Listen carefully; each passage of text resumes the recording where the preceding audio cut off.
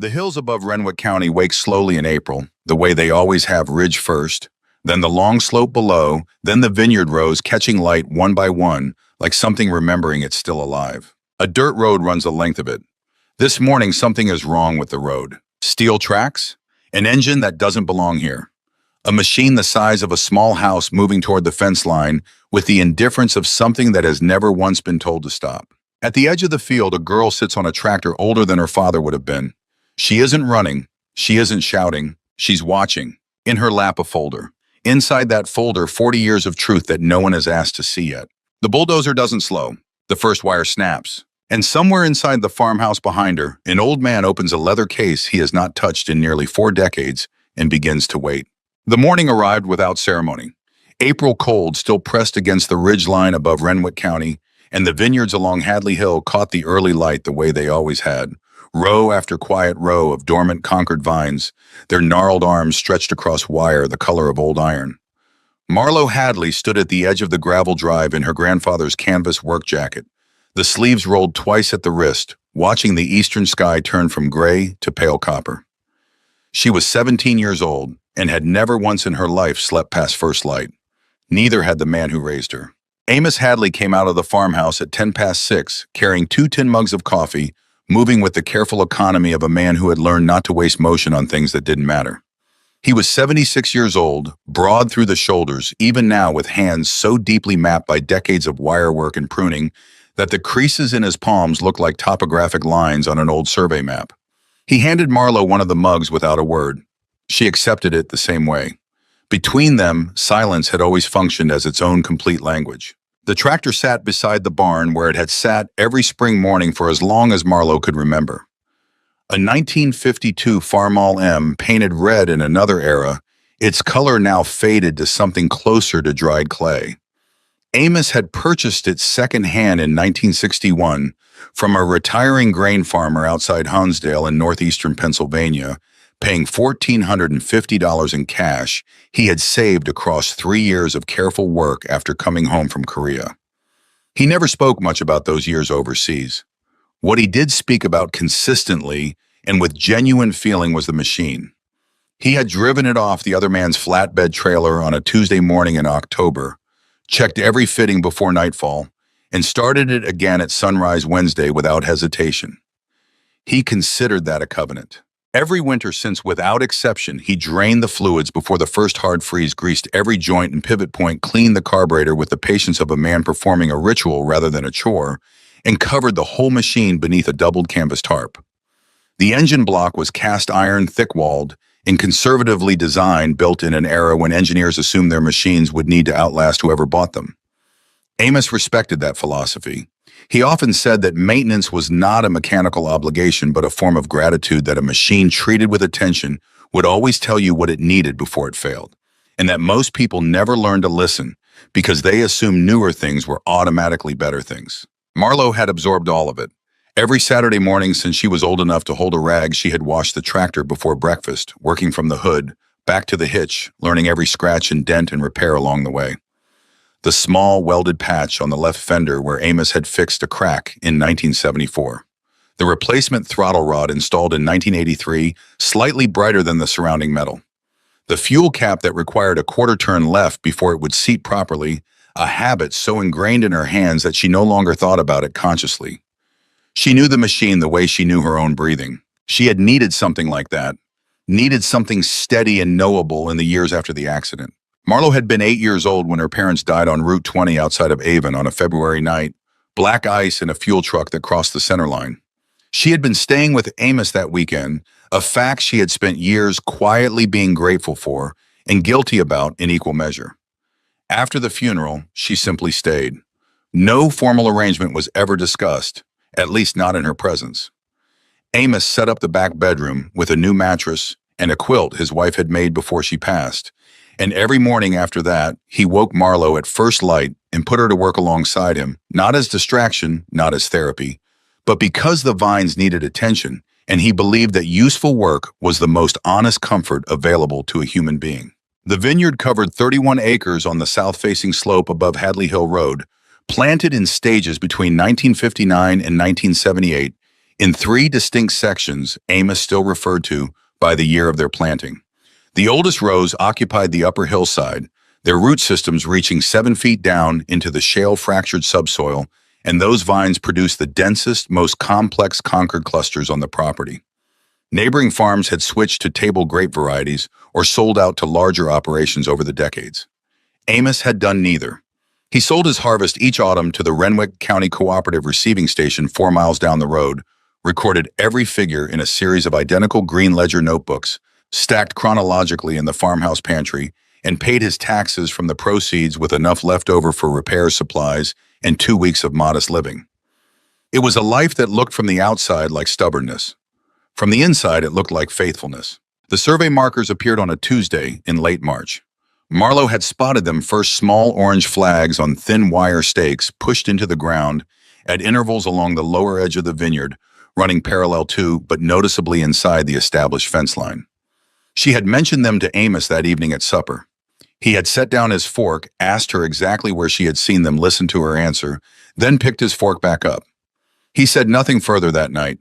But the following morning, before she woke, he had already gone to the barn and returned carrying a worn leather document case she had never seen open. He set it on the kitchen table and left it there without explanation, as though it had simply needed to be within reach. The county road office mailed a formal notice of construction scheduled for mid-April. The letter described a drainage improvement project along a section of Hadley Hill Road, referencing a right-of-way boundary that would require vegetation removal within the project corridor. The language was official and specific and genuinely difficult to parse without surveying knowledge. Marlowe read it 3 times. Amos read it once, folded it precisely along its original creases, and placed it inside the leather case with the other documents. "They're saying the fence is wrong," Marlowe said. "They're saying their map says the fence is wrong." Amos reached for his coffee. "Those are different statements." She didn't fully understand what he meant then. She would before the month was out. The first truck arrived on the morning of April 18th, a Friday earlier than the notice had indicated. Marlowe heard it from the barn where she was replacing a broken trellis wire in the section closest to the road. She set down the wire crimping tool, walked to the fence, and watched a flatbed carrying a hydraulic excavator roll past and pull onto the county right-of-way shoulder 200 yards to the north. Behind it came a crew cab pickup, dark green county seal on the door. A man climbed out of the passenger side with a clipboard and a phone pressed to his ear, already talking, gesturing toward the fence line with his free hand. Cresswell Holt was 36 years old and had spent the better part of a decade earning a reputation as the most reliable project manager in the Western New York public works circuit. He was not a large man, but he moved with the compact confidence of someone who understood exactly how much weight he could carry and never accepted a project that exceeded that calculation. His record was documented: 7 infrastructure contracts completed ahead of schedule in 6 years, 3 commendations from the county engineer's office, and a single formal complaint later dismissed from a property owner in Dunkirk who had objected to a drainage easement. He had a wife and 2 daughters in Olean and a habit of arriving at job sites 30 minutes before his crew because he believed that the first person on any ground set the tone for everything that followed. He had reviewed the project files for the Hadley Hill Road improvement the previous week, spent 40 minutes with the engineering plans, confirmed the right-of-way boundaries against the most recent county survey map, and signed the mobilization authorization without particular concern. The map showed a clear corridor. The corridor showed vegetation. His job was to remove the vegetation and install the drainage infrastructure within the approved timeline. He had done this, or something functionally identical to it, more times than he could count without consulting his project log. The bulldozer came off the flatbed at 7:45. The operator ran it briefly in neutral to warm the hydraulics, check the blade angle, then moved it toward the lower fence line of the vineyard. Marlowe walked directly toward Holt. She was carrying a manila folder. He lowered his phone. He looked at her, a teenager in an oversized work jacket, hair pulled back, expression entirely composed. And he made an immediate, automatic, professionally conditioned assessment. A concerned neighbor, probably sent by a parent, probably here to ask about dust or noise or truck traffic on the road. He had managed dozens of these conversations. They followed predictable patterns. "This your place?" he asked. "Mine and my grandfather's. Those vines inside your equipment line belong to us." Holt glanced toward the fence, then back at her. We're working within the county right of way. Everything's been surveyed and approved. Marlo opened the folder. She had organized its contents the night before, working at the kitchen table under the hanging lamp while Amos sat in his chair near the wood stove, reading nothing in particular, just being present. The folder held copies of tax receipts going back 22 years, 3 aerial photographs taken at different periods showing the fence line's consistent position relative to the road edge, 2 handwritten boundary surveys from the 1960s, and the original deed description for the Hadley property dated May 1958, bearing the signature of the Renwick County surveyor at the time, a man named Harold Wickham. She handed the folder to Holt. My grandfather measured and recorded these rows every spring for nearly 4 decades. The boundary your map is showing doesn't match the legal description in our deed. Holt took the folder with the patient courtesy of a man who expected to return it within 60 seconds. He opened it, looked at the first page. A photocopy of the 1958 deed turned to the second, glanced at the third. Then he closed it. I appreciate you bringing these, he said, and his tone was not unkind precisely, but it carried the faint compression of someone concluding a conversation. The county's right-of-way was established by a certified engineering survey. If there are questions about the boundary, the county clerk's office handles property disputes. This isn't a property dispute. Marlo took the folder back with both hands. The certified survey your crew is using has the boundary line in the wrong location. One of the equipment operators nearby had stopped to listen. Another leaned against the flatbed fender with his arms crossed, watching her the way people watch something that's either going to be interesting or quickly resolved. Holt glanced at them once briefly, then back at Marlo. You're telling me, he said, and there was something shifting in his voice, something that had not been there 60 seconds earlier. Not meanness exactly, but a quality of tolerant amusement that precedes dismissal. That a 17-year-old girl and her grandfather know where the county line runs better than our engineering team. I'm telling you that a certified 1958 boundary survey and 38 years of tax records establish where the county line runs. I happen to live here. The engineers don't. One of the workers made a sound that wasn't quite a laugh. Holt's mouth moved toward a smile, the professional version controlled brief, the kind that signals the conversation is over. That's not how infrastructure engineering works, he said. Marlo looked at him for a long moment. Not with anger, not with pleading, with the particular quality of stillness that belongs to people who have made a decision and do not require the other person's agreement to proceed with it. I know, she said quietly. That may be part of the problem. She turned, walked back to the tractor, started the engine, and moved it slowly toward the untouched upper section of the vineyard, parking it at the edge of the first surviving row. The farmhouse exhaust note carried in the still morning air, unhurried, consistent, the mechanical equivalent of someone who intends to remain exactly where they are. The bulldozer entered the lower rows at 8:15. Holt watched it go. He watched the first trellis wire snap and whip back against the post.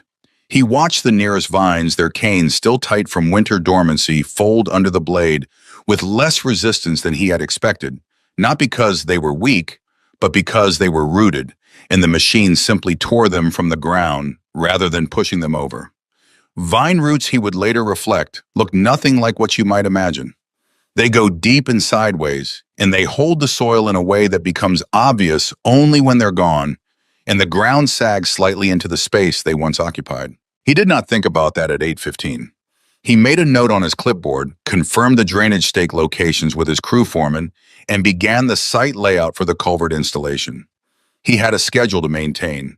Amos appeared from the farmhouse 40 minutes later. He came down the front porch steps with a hickory walking stick and moved across the yard without urgency, which was the only speed he ever used. He wore his work trousers and a flannel shirt faded to the color of winter grass, and he observed the damage, perhaps a quarter of the lower section already gone. The raw earth turned up in dark furrows between broken posts with an expression that was not anger. It was something harder to name. The look of a man confirming something he had already suspected, but had hoped quietly and without expectation might not come to pass. He rested one hand on the farmhouse hood beside where Marlo sat. The metal was still warm from the drive up. He looked across the broken rows, then toward where Holt stood with his clipboard near the culvert stakes. You kept every record, he asked. Marlo nodded once. Every receipt, every survey, every one. Amos was quiet for a moment, watching the machine work. When he finally spoke, his voice held no performance. It was simply what he believed, stated as plainly as a man stating the temperature. Paper remembers longer than people do. He turned then and walked back toward the farmhouse, and Marlowe watched him go. And she did not know yet, could not have known, that he was walking towards something he had kept sealed for nearly 40 years. The leather document case had lived in the bottom of the farmhouse toolbox since 1961, the same year Amos bought the tractor. He had placed it there deliberately, not from sentimentality, but from strategy. He wanted his most important documents kept in the place he went every single day, in the thing he trusted most completely. The toolbox was steel lockable, weatherproofed, with a rubber gasket around the lid. It had outlasted 2 sets of hinges and 1 lock cylinder, both of which Amos had replaced himself. Inside the case, beneath the folded deed copies, in the tax correspondence, and the handwritten boundary notes, lay a document that Marlowe had not known existed. Amos had never mentioned it. He had not hidden it from her out of secrecy exactly, but because he believed certain things should be kept ready, rather than displayed, that a tool left in plain sight becomes furniture, while a tool kept in its proper place remains a tool. The document was a boundary survey conducted on May 14, 1958, 3 months before Amos purchased the Hadley property commissioned by the previous owner as part of the sale process. It bore the original field measurements in Harold Wickham's handwriting, the official stamp of the Renwick County Surveyor's Office, and a set of reference markers that no longer existed physically: a stone post at the northeast corner, a specific maple tree at the lower edge, a creek culvert placement since replaced but that had been legally recorded in the county register at the time of filing and had therefore never ceased to exist on paper. Amos spread it across the kitchen table alongside the newer county engineering map that had accompanied the construction notice. He set them edge to edge under the kitchen light and looked at them for a long time, not as someone discovering something new, but as someone confirming something they had been certain of for weeks. The lines were different, not dramatically, not in a way that would strike a casual observer as significant. But to a man who had walked the boundaries of this property every spring for 38 years, the difference was visible and definitive. The 1958 survey placed the legal property edge approximately 11 feet further east than the 1988 engineering revision used by Holt's crew. 11 feet multiplied across the length of the lower vineyard section amounted to just under 2 acres of mature Concord vines. Marlowe stood in the kitchen doorway and looked at the 2 documents on the table. Then she looked at her grandfather. "How long have you known?" "Since the flags went in." He set a finger on the 1958 survey without pressing down the way you'd indicate something fragile. "When I saw where they put the markers, I pulled this out that same evening." "You didn't say anything." "I needed to be certain first." He straightened. "Now I'm certain." She crossed to the table and studied the 2 maps. The reference point on the 1958 survey for the lower corner was the maple tree. She knew the tree had known it her whole life as a lightning-struck stump at the field's edge, gray and hollow, something she had climbed as a small child. Amos had mentioned once without elaboration that lightning had struck it in 1979. The tree had disappeared years before she arrived on the farm, but its recorded position had never been legally superseded. It existed in the county register with as much permanence as if it still stood.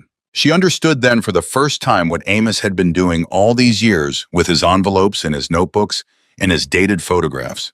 Not hoarding, not obsessing, maintaining a continuous chain of documented evidence that connected the present condition of the property to its original legal description in case anyone ever came along with a newer map and different measurements and the institutional confidence to insist that the newer map was correct. He had not known the bulldozers would come.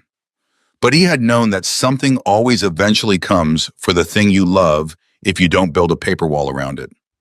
Outside, the machine continued working through the lower rows. Marlowe went back to stand at the kitchen window.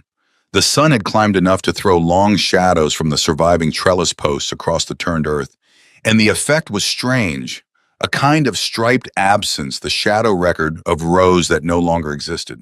Holt was walking the cleared area with his crew foreman, measuring distances, marking culvert positions. He moved efficiently, purposefully, without looking toward the farmhouse. He was a man on a schedule, doing a job within the legal boundaries of an official project. From where he stood, everything was exactly as it was supposed to be. Marlowe watched him from the window. She noted the way he checked his measurements twice, the way he initialed his clipboard entries before moving to the next position. He was precise. He was professional. He believed completely in the documents that told him where he was allowed to be. She thought that confidence is the problem, not malice, not negligence in the ordinary sense. A system so thoroughly convinced of its own accuracy that no one had thought to check the original. By late afternoon, a third of the lower vineyard was gone. 22 rows of Concord vines that had survived blizzards, late frosts, and a 3-week drought in 1988 that had cracked the topsoil to a depth of 4 inches. Gone in a single workday. At 4:30, Holt walked toward the remaining fence line near where Marlowe was restringing trellis wire on the surviving post closest to the demolition boundary. The farm idled behind her, running the post auger through its rear power takeoff shaft, boring new holes where the original post had been damaged by ground vibration from the excavator. Holt stopped a few feet back. He watched her work for a moment before speaking.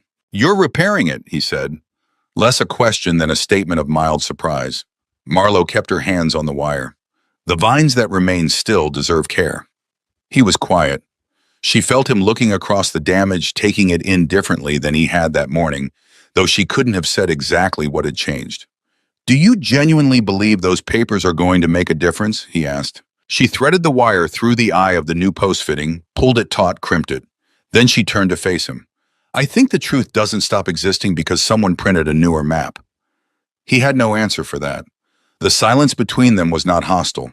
It was the silence of a man who has been handed something he doesn't know what to do with yet. He went back to his truck. He drove away before the rest of the crew had finished packing the equipment. Marlowe watched his taillights descend the hill toward the county road. The engine noise faded. The birds came back. The farmall kept working. That evening, Amos carried the leather document case to the kitchen table again and began organizing its contents with methodical care. He had been doing this, Marlowe now understood, not just tonight but in stages over many years, keeping the records not only preserved but arranged so that someone else could follow them without him there to explain. He labeled things in pencil on small paper tags, clipped related documents together, cross-referenced deed descriptions against tax filings against the survey plats. She sat across from him and helped. They worked for 3 hours until the kitchen clock read 9:45. Neither spoke much. The wood stove had gone cool, and neither had thought to feed it. At the end, Amos set the 1958 survey on top of the organized stack face up Harold Wickham's signature, visible in the lamplight. He looked at it for a moment with the expression of someone confirming the last piece of a long calculation. "Tomorrow morning," he said, "we take these to the county clerk." Marlowe nodded. She had already known that was coming. Amos began returning documents to the case with the same careful sequence he'd used to remove them. Each page handled at the edges, each fold recreased along its original line. He had done this so many times that the motions were continuous, unthinking, the way a practiced musician handles an instrument between performances. Marlowe watched his hands, those cracked, deeply mapped hands working with a delicacy that would have surprised anyone who hadn't grown up watching them tie vine canes in February cold, or ease a worn bearing from a seized shaft without disturbing anything adjacent. She thought about something he had told her years ago when she'd asked why he kept every receipt and every photograph and every handwritten note from every county correspondence going back decades when the neighbors teased him about it, when even she had found it excessive. He had looked at her with the same patience he used for everything that deserved patience. "Because land has a longer memory than governments," he'd said, "and someone has to help it remember." She hadn't fully understood it then. She was 12, and the words had the quality of things adults say that mean more later. She understood it now completely, the way you understand something only after it becomes necessary. Outside, the April night had settled over the hillside. The surviving rows of Concord vines stood in the darkness beyond the kitchen window, their bare canes barely visible against the sky, patient and indifferent to everything that had happened that day. They had been here before she was born. Their root systems ran through ground that had belonged to the Hadley family longer than she had been alive. They did not know they had almost been taken. They simply continued existing as they always had, drawing what they needed from the earth and waiting for warmth. The old tractor stood at the field's edge where Marlowe had left it parked facing the damaged rows like a deliberate statement. Its outline was visible from the kitchen window in the faint light coming from the barn. Still, present. A machine that had never once abandoned this ground in 36 years of seasons and did not appear to be considering it now. Amos latched the leather case and set it beside the door where they would not forget it in the morning. Neither of them slept easily that night. Marlowe lay in the back bedroom under the quilt Amos's wife had sewn and stared at the ceiling and listened to the sounds the old house made in the dark. The creak of the floor, joists, the faint tick of the cooling wood stove, the wind moving across the ridge in the way it always did in April, with a particular undecided quality that couldn't be called cold or warm. She turned over the two maps in her mind. The 1958 survey and the 1988 revision. 11 feet, nearly 2 acres. A discrepancy that had existed on paper for 9 years before anyone with a bulldozer had come along to make it physical. She thought about Harold Wickham's signature on the old survey, a man long since retired, possibly dead, whose careful measurements on a spring morning in 1958 had produced a document that had outlasted his career, his institutional memory, probably his life, and yet had lost somewhere in the passage from decade to decade the authority it deserved. Not because it was wrong, because it was old, because the systems that managed land had moved on to newer tools and newer reference points, and no one had looked backward to confirm that the new calculations agreed with what had already been legally established. She thought about her grandfather building this paper wall year after year without telling her he was doing it, keeping the machine fueled, keeping the records current, keeping the faith that a day would come when accuracy would matter more than confidence. She thought, I am not going to let this end with 22 rows. Somewhere below the ridge, a car passed on the county road, its headlights briefly brightening the curtain edge. The sound faded. The house settled back into its own quiet. Marlowe turned onto her side, closed her eyes, and made herself breathe slowly. Tomorrow they would carry the leather case to the Renwick County Clerk's office and set it on a government table and open it under fluorescent lights. She did not know what would follow. She knew what was in the case. She knew what Harold Wickham's survey said. She knew what the tax records showed. She knew what the spool of the farmhouse tractor feed odometer read every spring when Amos ran it along the fence line to confirm the field dimensions, a habit she had found eccentric at 12 years old, and now recognized as the most prescient thing she had ever witnessed. Outside the vineyard waited in the dark patient as everything her grandfather had taught her to be. What remained of it, at least. The part that was still there and the part that was going to have to be enough for now to prove what the rest had been. The leather case sat by the door, buckled and ready. It had waited 39 years for morning. It could wait a few hours more. The Renwick County Clerk's office opened at 8:30 on weekday mornings, and Marlowe had the Hadley pickup idling in the parking lot at 8:12. Amos sat in the passenger seat with the leather case across his knees, both hands resting flat on its surface, neither gripping nor pressing, simply resting the way a man rests his hands on something he has carried a long time. The morning was overcast, the light flat and without shadow, the kind of April sky that withholds its intentions. They carried the two document boxes through the glass door at 8:31. The lobby smelled of municipal carpet and old paper. The particular institutional combination that exists in county buildings across every state, unchanged by decade or renovation. A reception counter ran along the left wall, staffed by a young man who directed them toward the records division without looking up from his keyboard. Down a short corridor, past a bulletin board layered with laminated notices, they found the records room, a long space with fluorescent tubes overhead, wide reference tables running down the center, and along both walls, floor-to-ceiling shelving units holding bound survey volumes indexed by year. Nora Voss was already at her desk when they entered, working through a stack of deed transfer requests with the focused efficiency of someone who treats paperwork the way a surgeon treats a procedure, each step deliberate, sequenced, not to be interrupted without reason. She was in her mid-40s with reading glasses pushed up into steel gray hair she kept clipped short, and she had worked in the Renwick County Records Division for 19 years, long enough to have developed an almost physical sensitivity to documents that didn't behave the way documents were supposed to behave. Amos set the leather case on the reference table. Marlowe placed the two document boxes beside it. Nora Voss came around her desk with a professional courtesy that was genuine rather than performed, introduced herself, asked what they needed. Amos explained briefly with the compressed directness of a man who distrusts elaboration. Nora listened without interrupting. When he finished, she studied the two boxes for a moment, then went to the wall shelving and began pulling bound volumes without further comment, the 1958 survey register, the 1965 reassessment files, the 1988 engineering revision volume for Renwick County road improvements. She set them on the reference table beside Amos's documents with the quiet purpose of someone who already suspects what she's going to find. The comparison took nearly 2 hours. It was not immediately obvious to a non-specialist. The differences between Harold Wickham's 1958 survey and the 1988 revision were expressed in the dry language of reference monuments and bearing degrees and chain measurements, and required holding specific figures from one document against specific figures from the other, while accounting for the different datum points each survey had used as its origin. Nora Voss did this with a pencil, a straight edge, a calculator, and a kind of mounting silence that Marlowe found more telling than any expression the woman might have worn. At the 90-minute mark, Nora set down her pencil and went to the restricted records room at the back of the office. She was gone 11 minutes.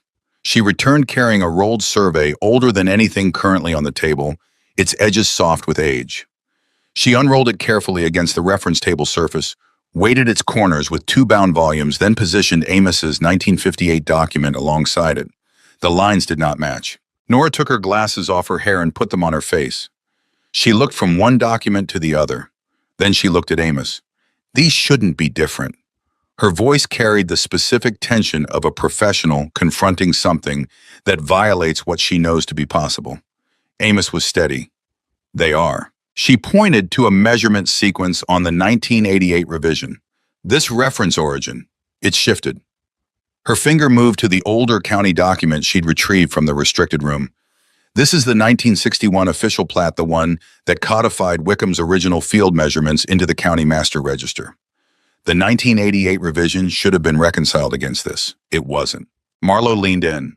The difference was subtle in graphic terms, but enormous in consequence. A single reference point in the 1988 revision had been established approximately 11 feet east of its correct position, and every boundary calculation downstream of that point had propagated the same error forward through every subsequent map, every engineering plan, every construction authorization that had relied on the 1988 survey as its foundation. Nora straightened. She looked at Marlowe with a directness that felt like the first moment in 2 weeks that an official person had looked at her as someone whose claim deserved full attention.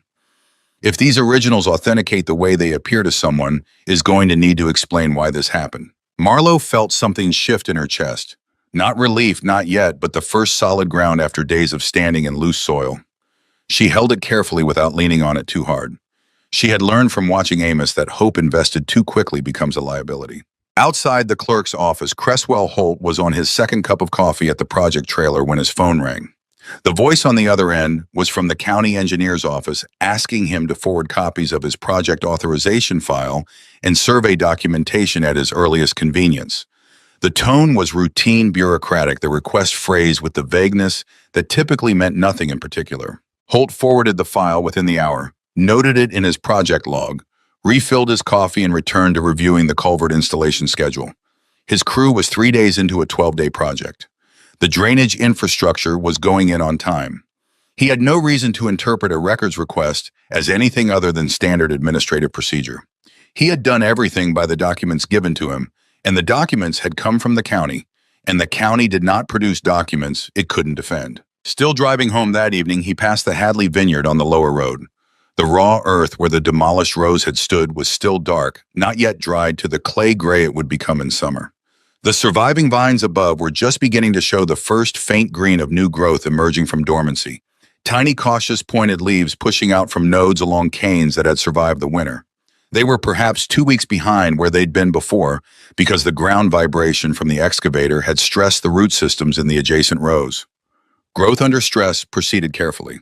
He did not stop the truck. He drove past and told himself it was progress, and he almost believed it. The county engineer's office delivered its preliminary response to the Hadley's records comparison request on the 14th of May.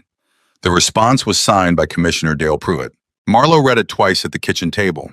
The letter acknowledged that a discrepancy had been identified in survey records pertaining to the Hadley Hill Road Improvement Corridor and stated that the county would conduct an internal review to determine whether the variation was within acceptable engineering tolerance. All construction activities in the relevant section had been suspended pending review. The letter was 4 paragraphs long. It used the word tolerance twice. Amos read it once, folded it, set it aside. He's buying time. Marlowe hadn't heard the name Pruitt before. She asked. Amos's answer was deliberate and spare. Dale Pruitt had served as Renwick County's chief road engineer from 1984 through 1993. during which time he had overseen several major infrastructure revisions, including the 1988 countywide survey update that had introduced the boundary error. He had been elected county commissioner in 1994. His campaign built substantially on his engineering credentials and his reputation for fiscal efficiency in public works. He was 53 years old, well regarded by the business community, and due for re-election in 18 months. A formal acknowledgement that the 1988 survey revision, produced under his direct supervision, had introduced a systematic boundary error that destroyed nearly 2 acres of privately owned agricultural land, was not a development Dale Pruitt would welcome under any circumstances. Under the current circumstances, 18 months from a campaign, it was something considerably worse. Nora Voss called the farmhouse the following morning. Marlowe answered. Nora's voice was measured, each word placed with care. The internal review process had been assigned to the county engineer's office rather than to an independent surveyor, which meant Pruitt's office would be evaluating Pruitt's own work. Nora had flagged the conflict of interest in writing to the county administrator. She did not know whether the flag would be acted upon. She thought Marlowe should know. Marlowe thanked her. After she hung up, she sat at the kitchen table for a long time. Then she went to the barn, started the farmall, moved it to the middle vineyard section, replaced 7 trellis wires that had worked loose over the winter, trimmed dead lateral growth from 14 vine canes, and drove the tractor back to the barn. Physical work did not solve abstract problems, but it clarified thinking in a way that sitting still could not, and she needed clear thinking. She needed a lawyer, she knew that. What she also knew, in the way she knew most important things, not from being told, but from watching carefully over years, was that a lawyer could argue documents but could not produce them. The documents she had were strong. Whether they were sufficient depended in part on what the 1988 revision could be proven to contain, and in part on who had authorized it, and in part on whether anyone with direct knowledge of that process was still alive and capable of speaking to it. Roy Stanhope's name came from Nora Voss, mentioned carefully and without elaboration in a second phone call the following week. He had been the field engineer responsible for executing the 1988 Renwick County survey revision. Not the supervisor, not the approving authority, but the man who had done the actual measurements and produced the actual figures. He had retired from county service in 1995, and as far as Nora knew, lived in a town called Belmont, roughly 40 miles southeast of the Hadley farm. Nora had not suggested contacting him. She had only mentioned his name in the context of explaining who had been involved in the 1988 process. She had been careful about how she said it, choosing her words with the precision of someone operating near the edge of what her professional position allowed her to share. Marlowe wrote the name on the inside cover of the nearest green ledger notebook, the one that held the 1989 harvest records. She did not mention it to Amos that evening. She needed to think about it first. The county's internal review produced its findings in early June. The report, signed by the acting chief engineer, not Pruitt directly, but a deputy whose appointment Pruitt had made, concluded that the boundary variation fell within acceptable surveying tolerance for road improvement projects of this type, that the construction activities had proceeded in good faith based on properly authorized documents, and that the county bore no liability for vegetation removal within the established right-of-way corridor. The report was 14 pages long, technically dense, and constructed with the specific architecture of a document designed to be definitive without being transparent. Marlowe read all 14 pages.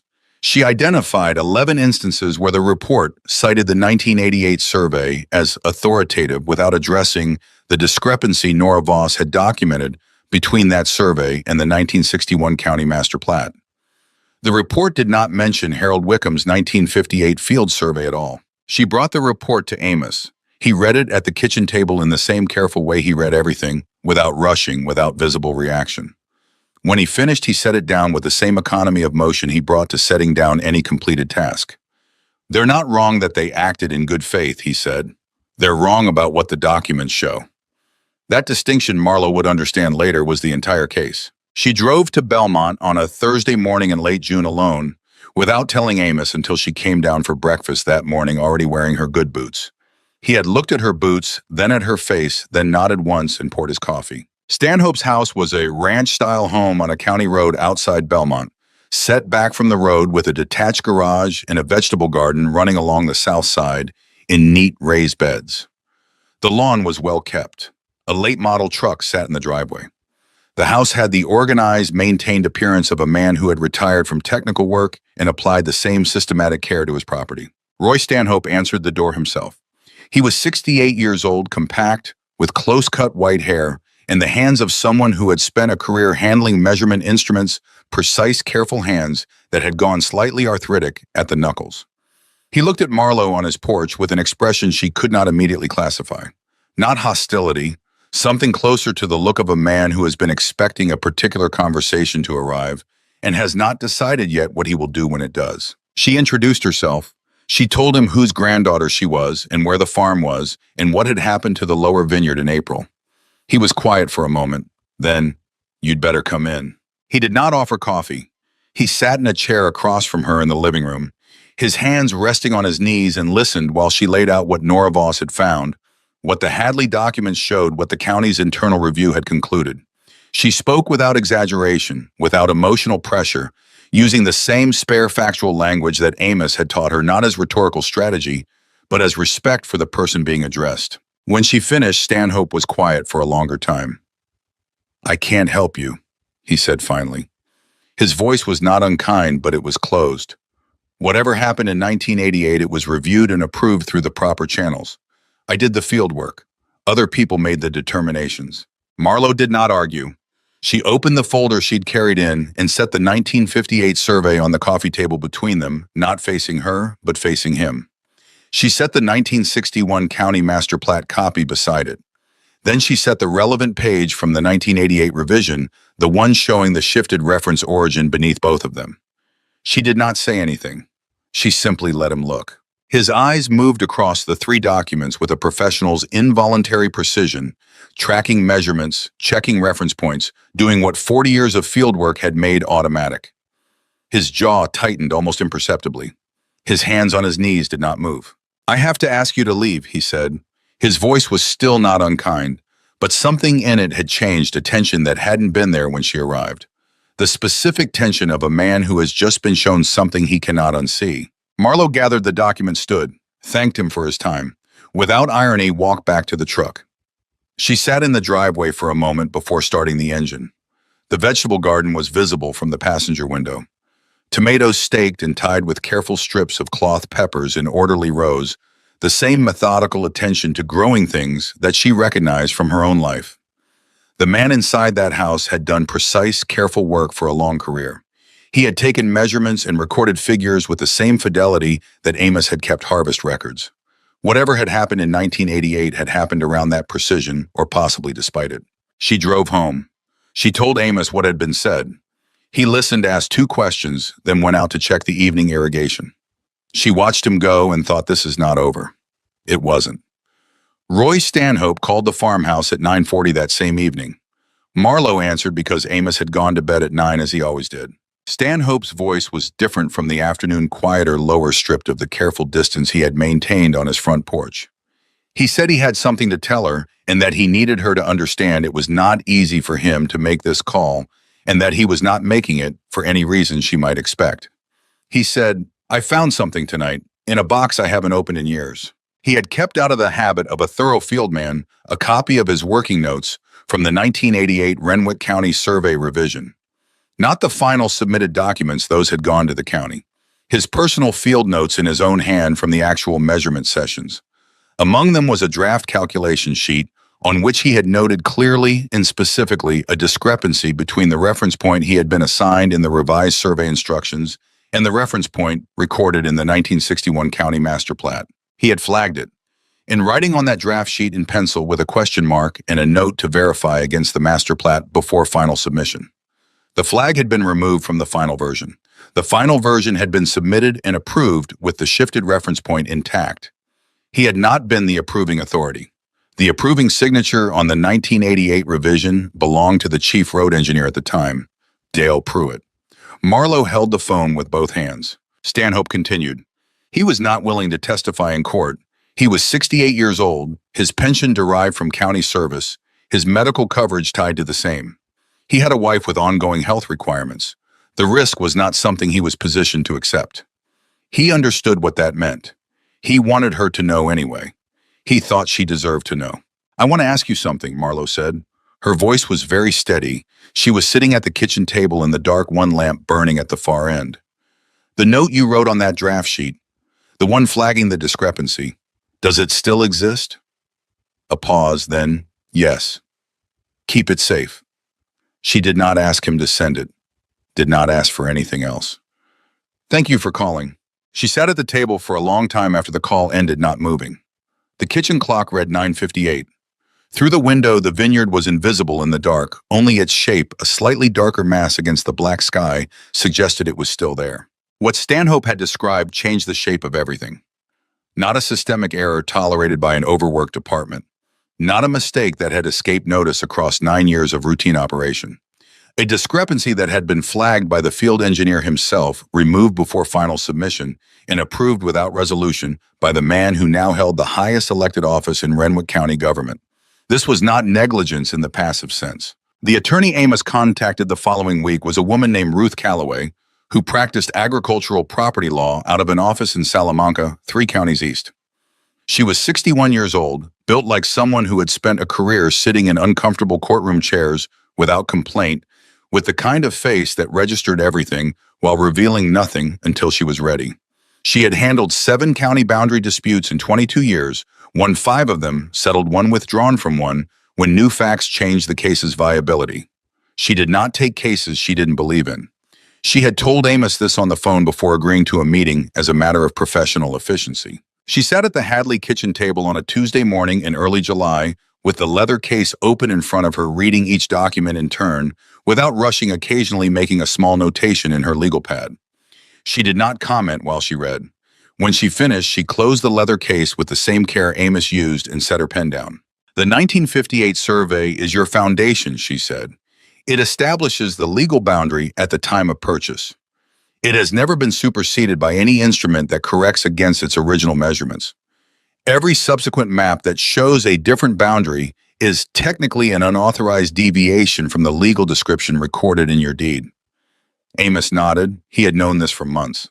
What I need to know, Calloway continued, looking at Marlowe rather than Amos, a choice that Marlowe noticed and filed, is what you can produce in terms of continuous documentation between 1958 and today, showing the property was occupied and maintained in accordance with the original survey.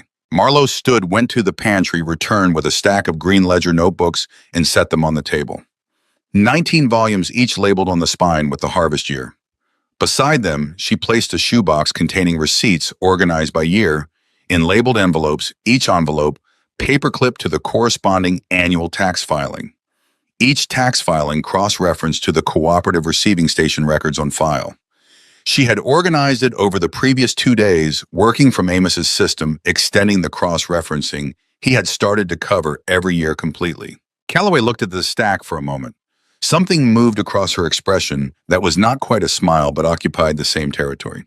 19 consecutive seasons. Every harvest, every weight, every receipt. Calloway picked up the top notebook, opened it to a random page, read the entries. Looked at the receipt envelope for the same year.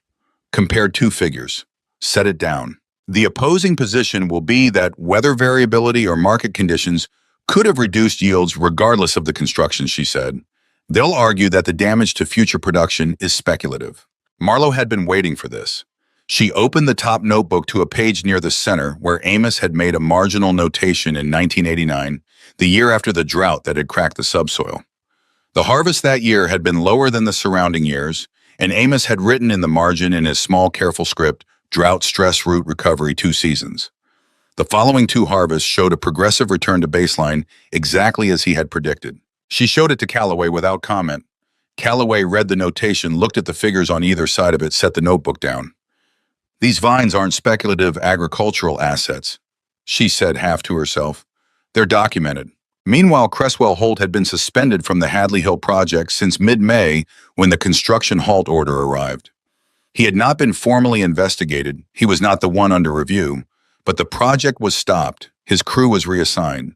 The culvert installation sat half-completed under a tarp near the demolished vineyard rows, and the contract extension he had been counting on for the following quarter had been quietly withheld pending the outcome of the county's internal review. He had read the county's 14-page internal review report with the same careful attention he gave to engineering plans. He identified without having been directed to look for them. The same 11 gaps Marlowe had found, the 11 places where the report cited the 1988 survey, without accounting for the discrepancy against the 1961 master plat. He was not a surveyor, he was a project manager. But he had spent a decade working with survey documents, and he understood what a baseline reference point meant and what happened downstream when one was wrong. He requested through the county engineer's office a copy of the 1988 survey revision alongside the 1961 county master plat. The request was approved as a routine professional inquiry. Both documents arrived by mail in early July. He spread them on his dining room table and compared them. He used a straight edge and a ruler and a hand calculator. He took 2 hours. At the end, he sat back and looked at what he'd found and understood that the construction he had supervised, performed in complete professional good faith, based on authorized documents, had destroyed nearly 2 acres of legally owned property based on a boundary definition that contradicted the original legal record. His call to the Hadley farmhouse came on a Thursday evening. Marlowe answered. Holt identified himself, and she was quiet for a moment, taking in the fact of the call, not its content, yet just its existence. "I've been looking at the surveys," he said, "on my own, outside the project file." She waited. He told her what he'd found. He was straightforward about it. No hedging, no qualification, no attempt to distribute the finding across ambiguous language. He had done the measurements himself, and the measurements showed what they showed. Then he said something that she had not anticipated. "I got a call last week from Commissioner Pruitt's office. Not official communication, a personal call to my cell. Someone in his office suggested that an informal settlement with your family handled privately before any court proceeding might be the cleanest resolution for everyone involved." He paused. "They used the phrase goodwill compensation. They asked whether I thought your family would be receptive." Marlowe's hand tightened on the phone. "What did you say?" "I said I wasn't in a position to speak for your family." Another pause longer. "I thought you should know it was offered. What it means about why it was offered, I'll let you draw your own conclusions." After the call ended, Marlowe sat at the table and drew exactly the conclusions Holt had intended. Pruitt knew. Not necessarily the full scope of what Stanhope's draft notes would reveal, but enough to want this resolved quietly, privately, before discovery documents were exchanged in open court. The internal review report had been designed to close the matter administratively. When that hadn't worked, when Callaway's letter of intent to file had arrived at the county attorney's office, the next option was a private settlement with conditions. No public record, no precedent, no examination of who had approved the 1988 revision and whether they had done so with knowledge of the discrepancy Stanhope had flagged. Marlowe brought all of it to Callaway the following day. The phone call from Pruitt's office, Stanhope's draft notes, the 14-page internal review with its 11 documented gaps. Callaway listened to everything, made notes, asked 4 specific questions, listened to the answers. When Marlowe finished, the attorney was quiet for a moment with her pen still. "We're not taking a private settlement," Callaway said. "Not as a question." "No," Marlowe said. "We're not." Callaway's pen moved. "Then we file Monday." Summer moved across the hillside the way summer always did in western New York. Gradually at first, then with a sudden humid certainty that settled into the valley and stayed. The surviving vines responded to it visibly, throwing new growth at a pace that was almost startling after the cold restraint of spring. By August, the canopy over the middle section had closed into a green vault above the row middles, and clusters had set and were beginning to size. They did not know anything had happened to the rows below. They grew the way they always grew, with the patient accumulation of energy that required no instruction. Marlowe worked the vineyard every morning before the legal correspondence arrived. Callaway had filed the complaint in state court in late July, naming the county as defendant and citing the 1958 survey as the controlling legal description. The county had retained outside counsel, a firm from Buffalo, and the first round of discovery requests had been exchanged. Amos reviewed each document with Callaway by phone, providing context for records that spanned decades. The county's legal team had requested Amos's original documents for forensic authentication. Callaway had agreed under protocols that kept certified copies with the Hadleys at all times. Every document Amos had preserved was now in the formal evidentiary record. Roy Stanhope had not contacted Marlowe again. She had not contacted him. His draft calculation sheet with its penciled flag remained in his possession in its box, wherever he kept it. She thought about it often, not with impatience, but with the particular quality of attention that belongs to something important that has not yet decided what it is going to do. She didn't push. Pushing, Amos had always said, was for fence posts. People required something different. The second week of August, she drove out to the Belmont Road again. She did not go to the house. She drove past it slowly at 5 in the afternoon when Stanhope's truck was in the driveway. The vegetable garden along the south wall was heavy now, with late summer production tomatoes full and bright peppers hanging in clusters. Everything tended exactly as it had been in June. A man who grew things that carefully understood, at some level, what it meant to tend something over time. What it meant when something tended with that kind of care was taken. She drove home. She did not call. She waited. Stanhope called on a Sunday morning in early September, 9 weeks after the first call. Marlowe was in the barn when Amos came to the barn door and said her name. His voice carried a particular quality, very quiet, that she had learned over years to read as significance. She came in from the barn, picked up the receiver, said her name. Stanhope's voice was the same quiet, deliberate, stripped of professional distance. He said he had been thinking about it since June. He said he was 68 years old and he had spent his career doing careful work, and he was not willing to end up as someone who had done careful work his whole life and then been silent when the careful work of 38 years was used against someone who hadn't deserved it. He said, "A man shouldn't need to choose between his pension and his conscience. But if that's the choice, I know which one I can live with." Marlowe sat down in the kitchen chair. Outside, the September light was doing something beautiful to the vine canopy, slanting through the leaves at the angle that made the clusters glow from inside, the specific quality of light that had always meant harvest was near. "Will you testify?" she asked. "Yes," Roy Stanhope said. "I'll testify." Roy Stanhope arrived at Ruth Calloway's office in Salamanca on a Tuesday morning in late September, carrying a cardboard box sealed with 2 strips of packing tape, which he had not opened since resealing it the night before. He set it on the conference table with the careful deliberation of someone setting down something that cannot be put back once it leaves his hands. Calloway cut the tape herself.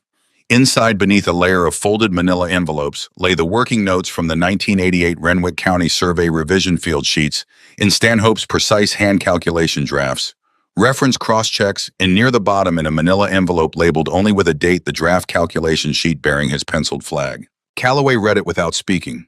The notation was exactly what Stanhope had described: a discrepancy identified in the field, flagged for verification against the 1961 County Master Plat, with a question mark drawn in the margin in the careful hand of a man who did not submit figures he hadn't confirmed.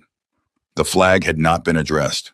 The final submitted version, stapled to the right of the draft, in the same envelope, carried no corresponding notation. The reference point had been adopted as written.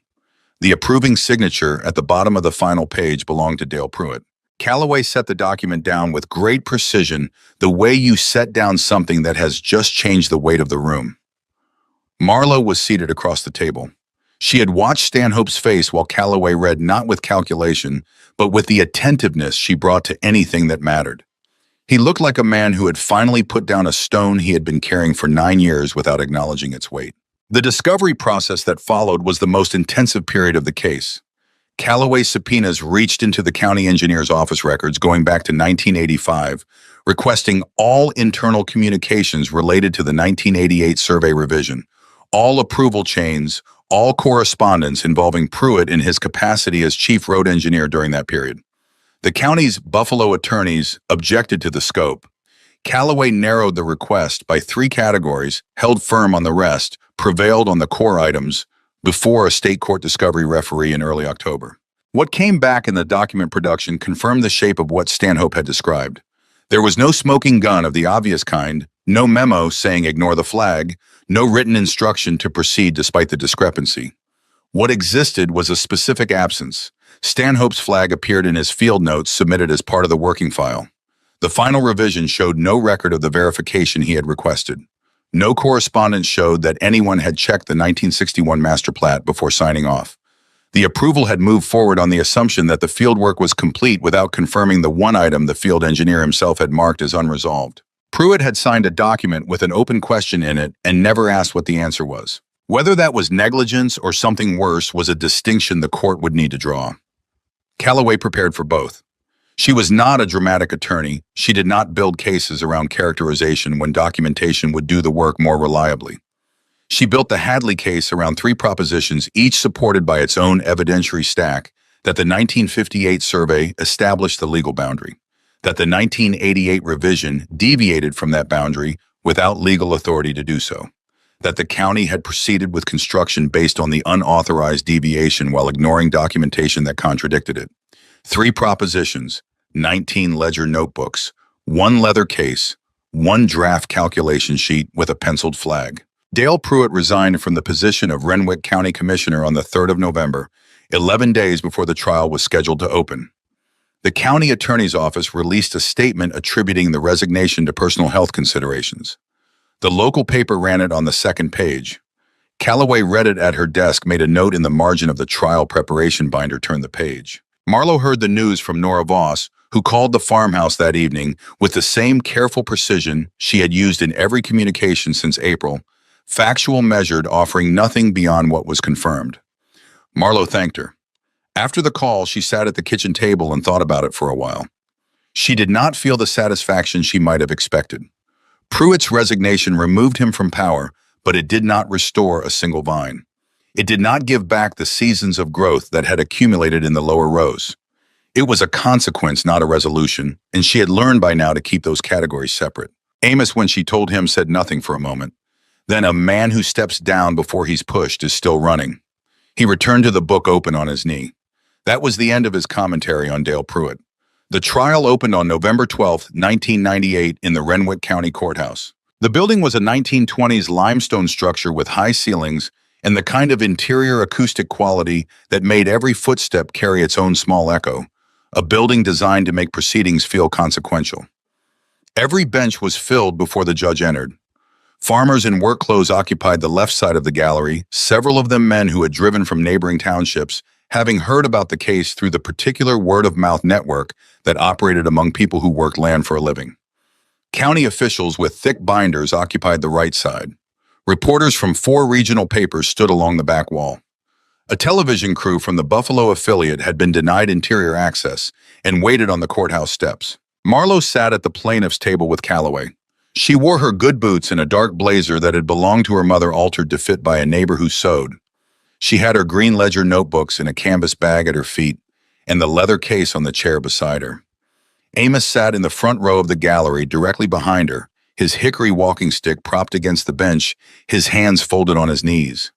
He had pressed his shirt that morning for the first time in months. Cresswell Holt sat 3 rows back on the gallery's center aisle. He was not a party to the proceedings. He had submitted a voluntary written statement during discovery, detailing his independent comparison of the survey documents, his call from Pruitt's office regarding informal settlement, and his conclusion that the construction he had supervised had proceeded based on an inaccurate boundary definition. The statement had been entered into the evidentiary record. He had not been asked to appear in person. He had come anyway. Calloway's opening was 18 minutes long and used the word tolerance once in the sentence, where she explained that the county's internal review had introduced it without defining what tolerance was permissible under the original 1958 legal description. She told the court what the evidence would show: a legal boundary established by a recorded instrument. In 1958, a deviation from that boundary introduced without authorization. In 1988, a construction project executed against the unauthorized deviation, nearly 2 acres of documented agricultural property destroyed. She did not mention Pruitt by name. She did not need to. His signature was on the document. The document was in evidence. The county's outside counsel opened for 40 minutes. Their argument rested on 3 pillars: that the 1988 revision had been produced by licensed professionals under proper county authority, that Holt's crew had acted in complete good faith based on officially issued documents, that any variance from the original 1958 survey represented a boundary ambiguity that the county was entitled to resolve through its own technical processes. They were careful attorneys. Their argument was structurally sound. It simply required the court to accept that the county's authority to interpret its own boundary records superseded the legal description in a recorded private deed, a proposition that Calloway had spent months preparing to dismantle. The testimony phase ran 4 days. An independent surveyor named Bradwick, retained by Calloway's office, presented revised measurements conducted the previous August across the full Hadley Hill Road corridor. His findings confirmed a consistent 11-foot deviation between the 1988 revision's boundary line and the position established by both the 1958 Wickham Survey and the 1961 County Master Plat. He testified for 2 hours on the first day, walked the court through the measurement methodology, explained how a single reference point error propagated through a survey document answered the county's cross-examination without revision to a single figure.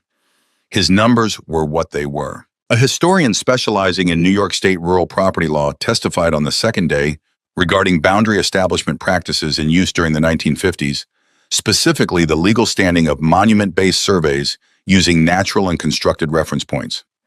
She explained that such surveys, once recorded, created a legal description that survived the physical disappearance of the reference monuments themselves, that the legal boundary was defined by the recorded measurements, not by the continued existence of the maple tree or the stone post or any other physical marker that had been used to establish it. The boundary Wickham had recorded in 1958 was in legal terms exactly as present in 1997 as it had been the day it was filed. An agricultural economist from Cornell named Gallagher testified on the third morning. He was 50 years old, precise, and accustomed to explaining technical matters to non-specialist audiences. He told the court what mature Concord grapevines represented in terms of long-term agricultural capital, not simply their replacement cost, which was calculable and significant, but the production timeline attached to vine maturity. A newly planted Concord vine required a minimum of 3 years before first harvest, 5 to 7 years before reaching productive maturity, and typically achieved peak production between 12 and 25 years of age. The destroyed rows had contained vines between 19 and 38 years old. Their replacement would not restore equivalent productive capacity for a decade at minimum. Each destroyed row therefore represented not only its current market value, but a compounded future production loss that could be calculated across a reasonable agricultural planning horizon. The county's attorney cross-examined Gallagher on the question of weather variability and market fluctuation.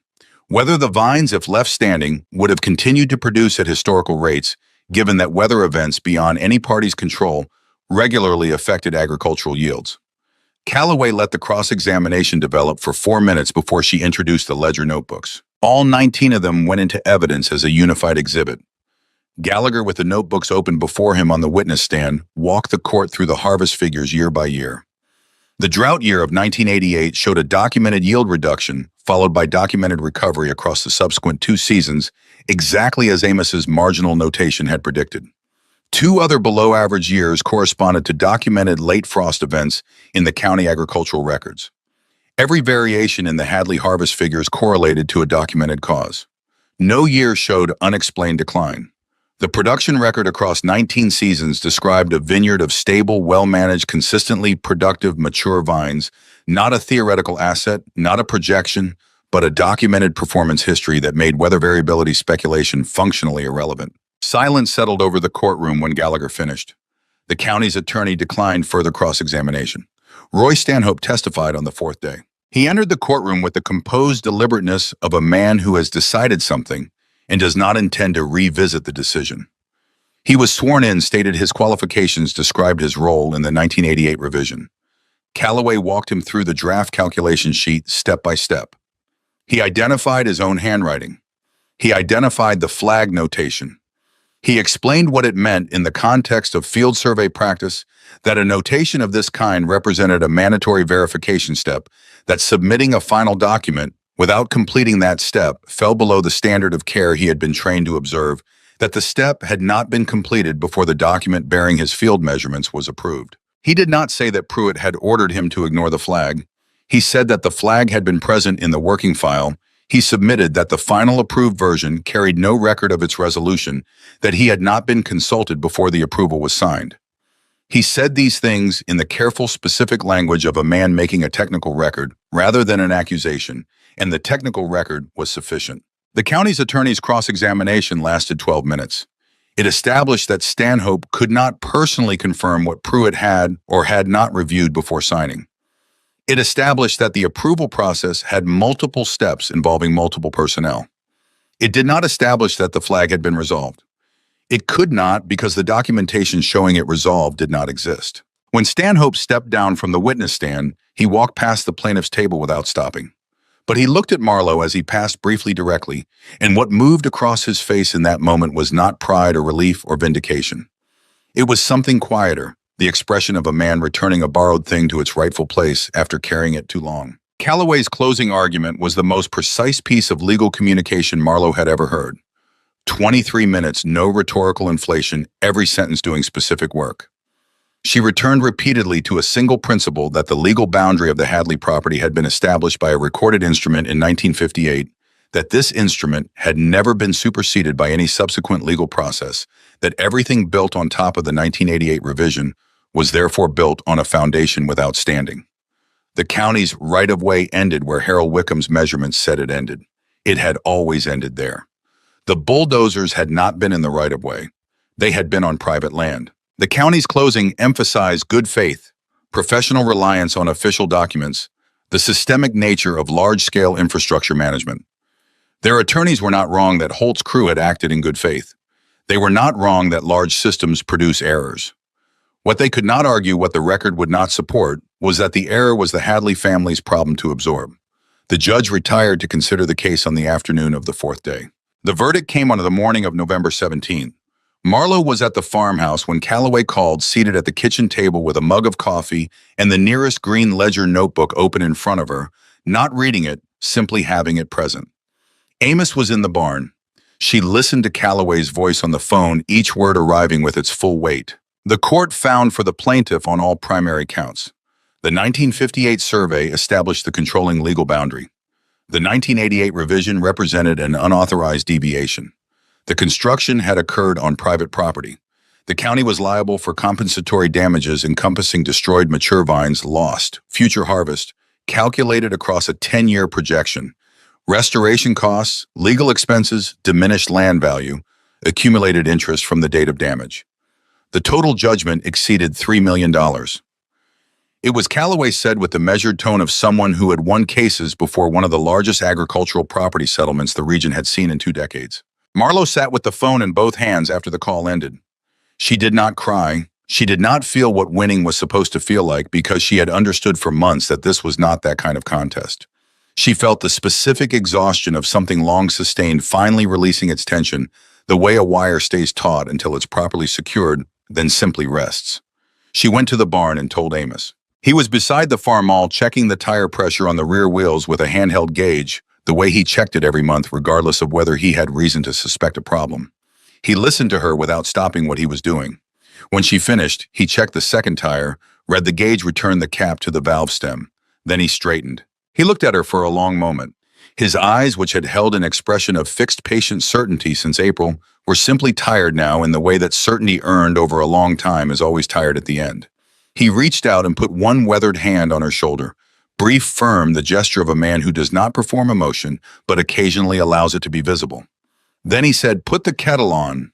That was all. They went inside together. The courthouse steps were where the reporters found Marlowe. Cameras from 2 stations' microphones extended questions layered over each other in the cold November air. She answered each one directly, without elaboration, without theater.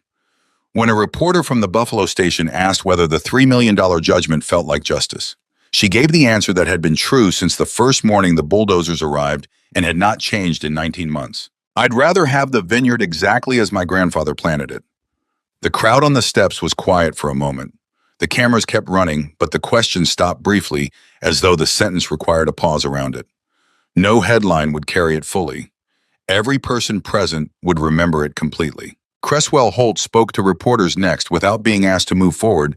He simply stepped up when the questions turned toward the construction side of the case, with the quiet voluntarism of a man who has decided that accountability is not something you perform when required, but something you practice when it costs you something. He said, "I built my career on trusting official documents. Walter Amos Hadley and his granddaughter reminded me that the people living on the land inside those documents deserve at least as much trust as the documents themselves." He did not hedge. He did not qualify. The statement went out on the evening news in 4 markets. The settlement funds arrived in stages through the following spring, processed through Calloway's office, according to the court's payment schedule. Marlowe did not change the way she managed the farm while the money was incoming. She repaired the barn roof, which had needed it for 2 years. She bought new irrigation line for the middle section. She paid Calloway's fees in full on the date they were due. Then she began the work she had been planning since the morning she stood at the kitchen window, watching the last of the lower rows disappear. The replanting took 2 full seasons. She had taken cuttings from the healthiest vines in the upper section the previous autumn. Amos's oldest plantings, the ones with root systems that had survived every stress the hillside had produced across 4 decades. She had rooted them in the barn over winter, 112 cuttings in numbered trays, tended with the same attentiveness Amos had always brought to propagation work. In spring, she planted the first 40 rows of the restored section herself, driving the farmall between guide stakes, setting each young vine at the same spacing Amos had used in 1959 when he planted the first rows on this hillside with a second-hand post-hole digger and a roll of wire he'd bought at a farm auction in Mayville. She was not recreating what had been lost. She was extending it.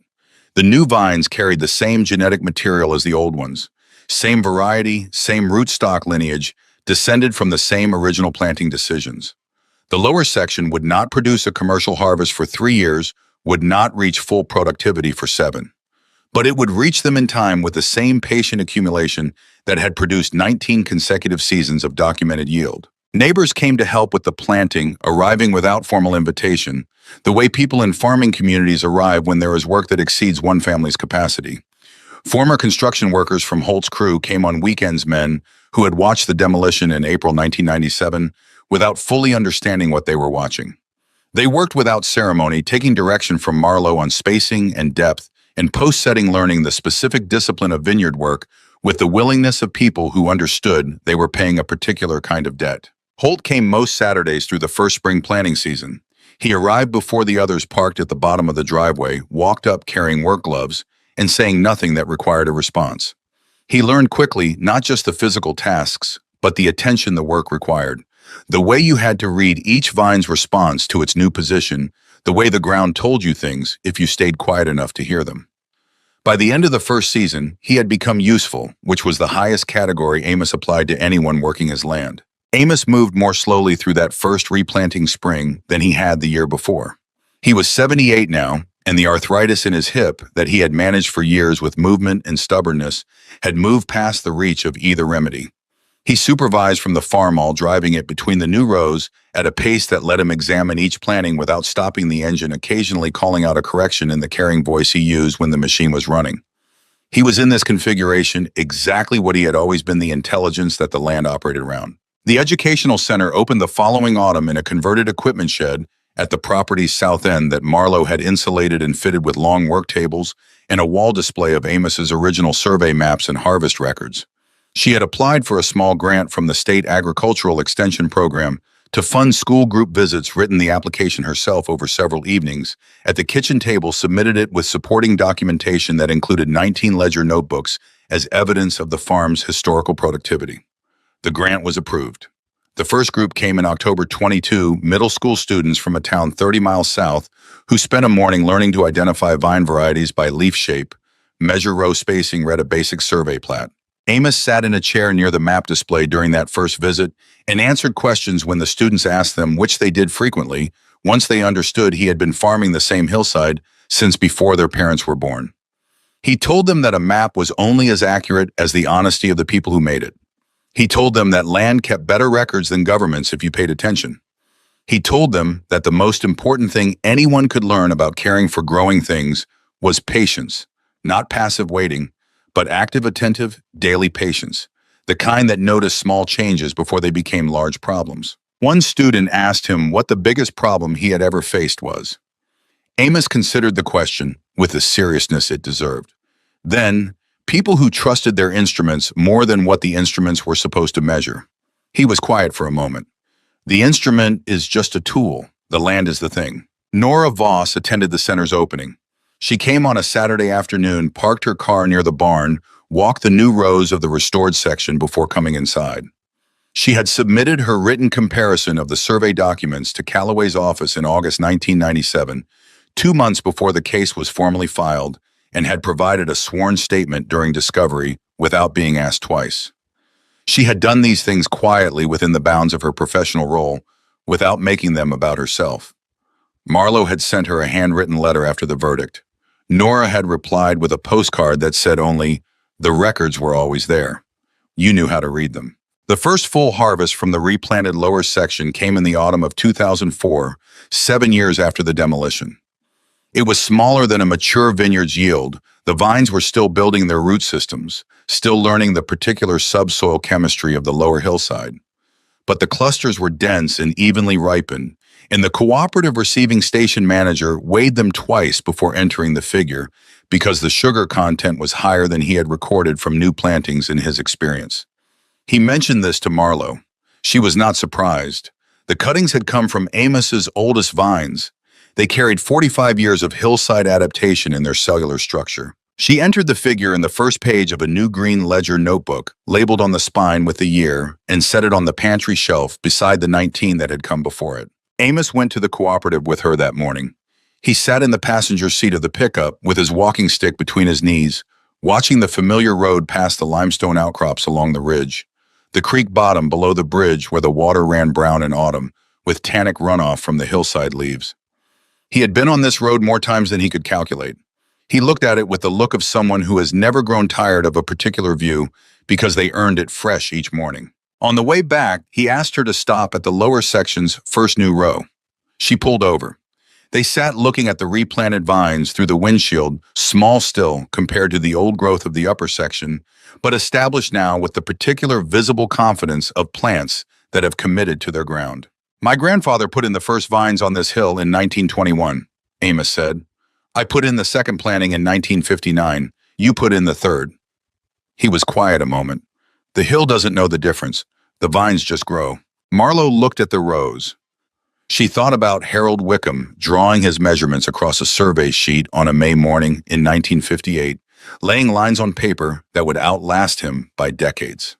She thought about Amos placing a leather document case in a steel toolbox and closing the lid in 1961, not because he expected to need it, but because he understood that what you keep safe becomes what saves you. She thought about the draft calculation sheet with a penciled flag carried in a sealed box through 9 years of retirement by a man who had not been able to throw it away, who had perhaps always known that the thing you refuse to discard is sometimes the thing the world eventually needs you to produce. She thought about all of it and said nothing because there was nothing to add. Amos Hadley died on the 14th of October 2006 in the farmhouse bedroom, with the quilt his wife had made spread across the bed and the window open to the autumn air. He had supervised the morning's harvest work from the farmall that same day, driving the rows, slowly checking cluster weights by hand, calling out instructions in the carrying voice he used when the engine was running. He had come inside at noon, eaten lunch at the kitchen table, gone upstairs to rest. He did not come back down. The funeral filled the Hadley Corners Methodist Church beyond its seating capacity. People stood along the walls in the vestibule on the front steps. Farmers came from 3 counties. Former county employees came. Nora Voss sat in a middle pew. Ruth Calloway sat near the back. Roy Stanhope, who had driven 40 miles and arrived early enough to find a seat, sat near the front and did not look away from the casket. Cresswell Holt arrived before the service, spoke briefly to Marlo. In the vestibule, did not ask permission to assist with the casket. He simply placed himself at the left front corner when the time came.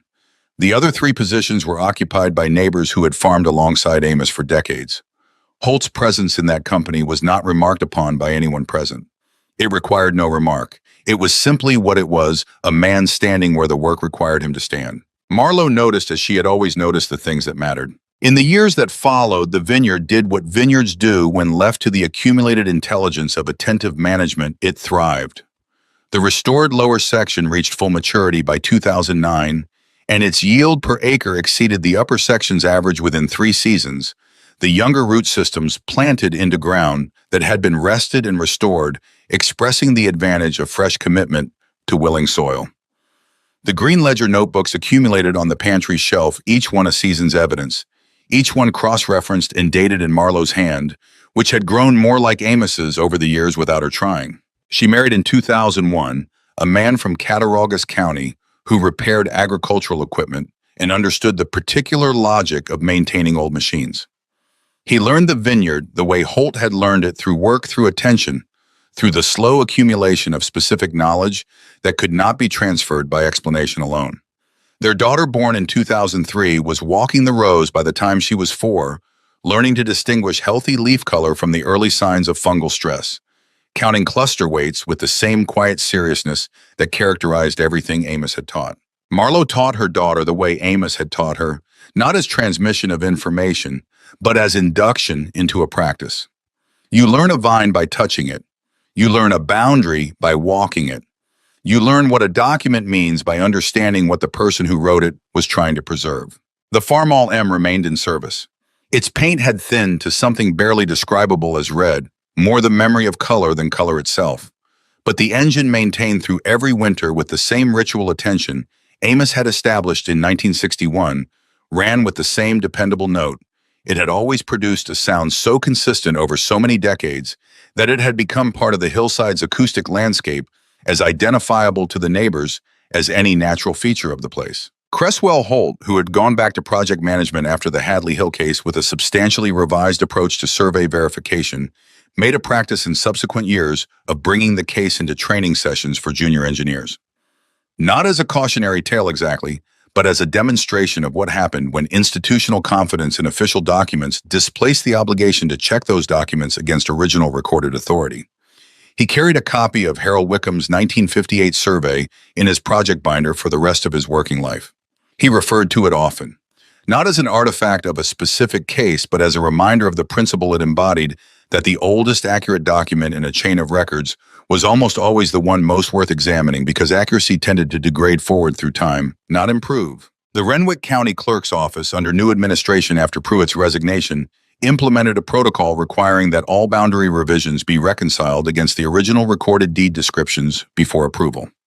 The protocol was proposed in writing by Nora Voss in December 1998 and adopted the following spring.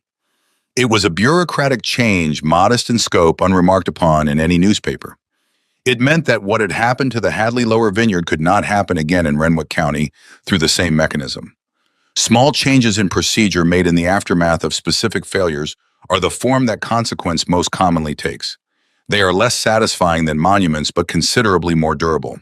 When autumn light angles across the Hadley Hill Vineyard in the particular way it does in late October, low golden, arriving at the precise horizontal angle that passes between the canopy rows, rather than through them, the entire hillside appears to glow from within. The effect lasts perhaps 40 minutes each clear afternoon before the ridge blocks the sun. It is the same light that has crossed this hillside every October since the first vines were planted here in 1921. It falls equally on the old upper rows with their great root systems and the restored lower rows with their newer commitment to the same ground. It does not distinguish between them. The hill does not know the difference. Marlowe's daughter walks the rows in that light checking clusters, noting color, learning the specific knowledge that cannot be written in a ledger book.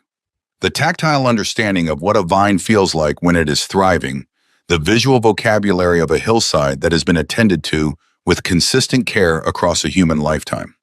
She carries a small notebook spiral bound into which she makes entries in a hand that is already at the age of 12 beginning to look like her mother's. The leather document case lives on the shelf in the farmhouse study now between the first and second green ledger notebooks. It is not a museum piece. If something required it, it would be opened. The documents inside remain in their order, each page handled at the edges, as Amos always handled them, each fold resting in its original crease. Harold Wickham's 1958 survey lies on top face up the way Amos positioned it on the last night he organized the case. The farmall rolls between the rows on harvest mornings, driven now by Marlowe's husband when she works ahead on foot-checking clusters. The engine sounds exactly as it sounded the April morning. A 17-year-old girl drove it to the edge of the surviving vineyard and left it running, not as protest, not as symbol, but because the work was not finished. The work was never finished. That was the nature of it, the nature of any living thing committed to the same truth that Amos had understood when he came home from a war and put his hands in the ground and decided that faithfulness to a place was a sufficient purpose for a life. The strongest roots are not always the oldest or the deepest. They are the ones that hold when tested, that feed what grows above them without demanding recognition, that persist through seasons of damage, not because they are invulnerable, but because they have committed to the ground that holds them. Truth grows that way, quietly at a depth no one can see through every winter toward a light it can't yet reach.